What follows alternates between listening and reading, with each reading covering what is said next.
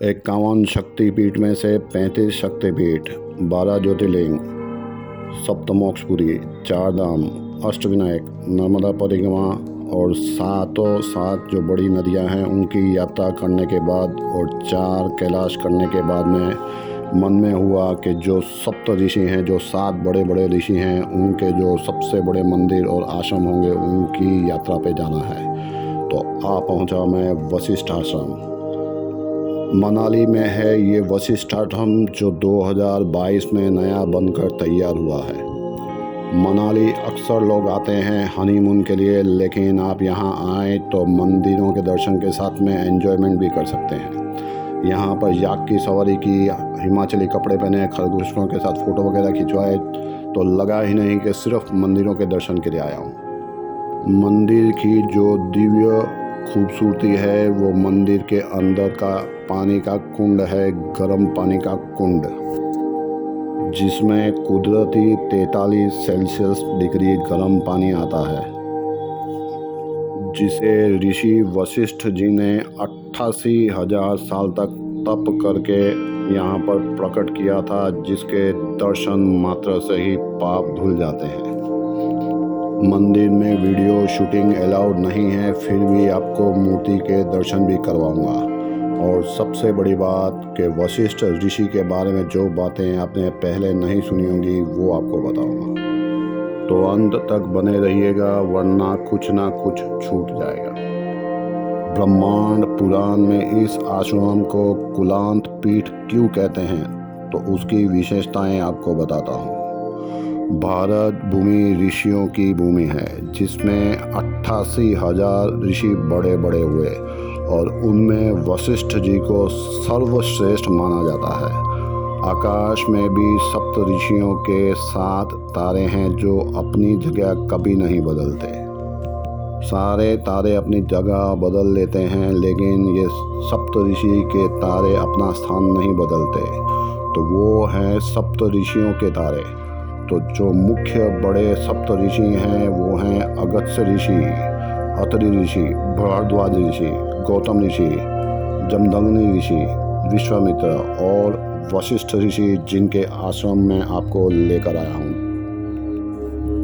सिर्फ यही एक ऐसे ऋषि हैं कि जो सृष्टि की रचना हुई थी उस समय से विद्यमान है। मंदिर में जाएं तो एक्स्ट्रा कॉस्ट्यूम, कपड़े बदलने के पन्ना वगैरह लेकर जाएं और एकदम से पानी में ना कूद जाएं, क्योंकि पानी काफ़ी गर्म होता है, 43 डिग्री से भी ज़्यादा हो सकता है। पानी इतना ज़्यादा गर्म भी हो सकता है कि एकदम से कूद गए तो पकौड़े भी बन जाएंगे आपके। कई बार पानी इतना ज़्यादा गर्म होता है कि अगर अचानक से कूद गए तो चमड़ी आलू की तरह छिलके बन जाएगी। यहाँ नहाने से और डुबकी लगाने से चर्म रोग यानी चमड़ी के रोग दूर होते हैं, और वशिष्ठ जी ने तपस्या करके इसे प्रकट किया था, तो उनके तपोबल से सब पापों का नाश हो जाता है। जेंट्स का कुंड अलग है और लेडीज़ का अलग है।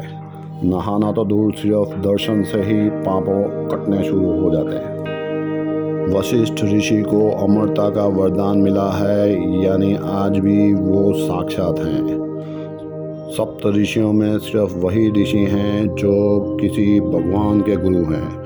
भगवान राम के और लक्ष्मण जी के गुरु हैं वशिष्ठ ऋषि। शांति प्रिय, महान और परम ज्ञानी थे वशिष्ठ ऋषि।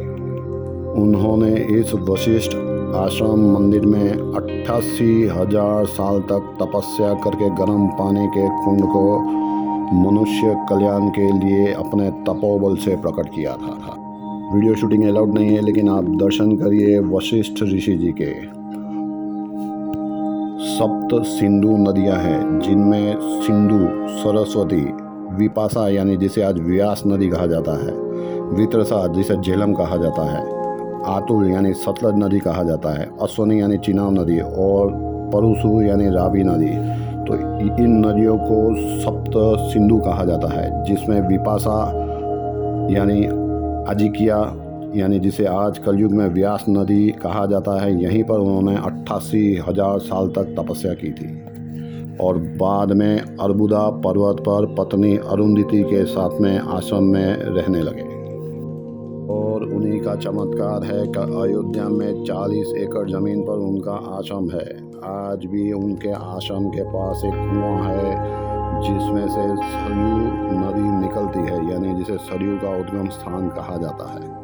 इसीलिए सरयू नदी को ईश्वाकी और वशिष्ठी के नाम से भी जाना जाता है, क्योंकि सरयू जी को अपने तप से विश्वामित्र और वशिष्ठ ऋषि की लड़ाई तो धर्म से जुड़ा हर व्यक्ति जानता है। विश्वामित्र भी सप्त ऋषियों में गिने गए हैं, लेकिन पहले वो राजा थे, ब्राह्मण ऋषि नहीं थे।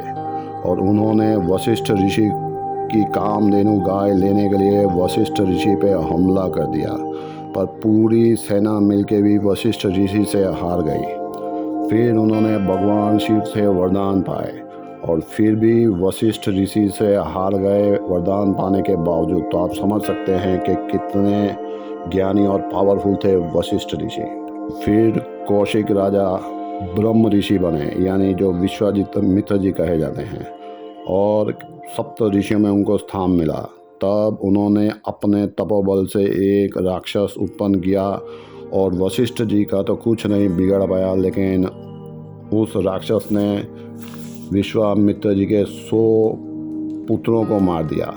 राक्षस का नाम था कदमाश पाद। पुत्र मोह में व्याकुल होकर वशिष्ठ ऋषि यहाँ चले आए आश्रम में और व्यास नदी में बैठकर तप किया और आश्रम में तप किया और अपने पुत्र मोह से मुक्त हुए। उनके बाद और भी कई ऋषियों ने आकर यहाँ पर जप तप किया है। तो आप भी यहाँ पर आएँ तो पहले व्यास नदी में स्नान करें, फिर कुंड में नहाएं और वशिष्ठ ऋषि के दर्शन करें और आप भी मोह माया से मुक्त हो जाएंगे। वशिष्ठ ऋषि ने ही सूर्य वंश राज्य की स्थापना की, जिसमें भगवान राम पैदा हुए और वशिष्ठ जी भगवान राम के गुरु बने। कलयुग आने पर सभी ऋषि मनुष्य की दृष्टि से अदृश्य हो गए, पर पुजारियों ने ऋषि पर्वत से लाकर उनकी मूर्ति यहाँ पर स्थापित की, जो 5000 साल पुरानी है, जिसके दर्शन मैं आपको करवा चुका हूँ। ये जो मंदिर आपने देखा वो मार्च 2022 में नया बनकर तैयार हुआ है। रास्ता थोड़ा पहाड़ी है, नए ड्राइवर हों तो गाड़ी लेकर ना जाएं। वैसे कोई ख़ास प्रॉब्लम वाली बात नहीं होगी। मंदिर पहुंचते ही रास्ता ख़त्म हो जाता है। 200 मीटर पहले 4 व्हीलर का पार्किंग मिल जाएगा। अंदर की मूर्ति 5000 साल पुरानी है।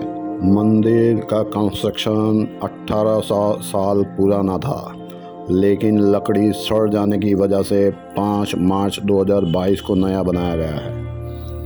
क्योंकि वहाँ पे बर्फ़ गिरती है तो मनाली में ज़्यादा करके मंदिर लकड़ी के ही होते हैं और घर भी लकड़ी के ही होते हैं। ऐसे ही 1000 मंदिरों के दर्शन जो आज से पहले नहीं किए हों, करने के लिए सब्सक्राइब करें यूट्यूब चैनल रोज़ एक मंदिर के दर्शन, और भी लोगों को फॉरवर्ड करके उनको भी दर्शन करवाएं। और कमेंट बॉक्स में जय श्री राम और जय गुरुदेव लिखना मत भूलिएगा।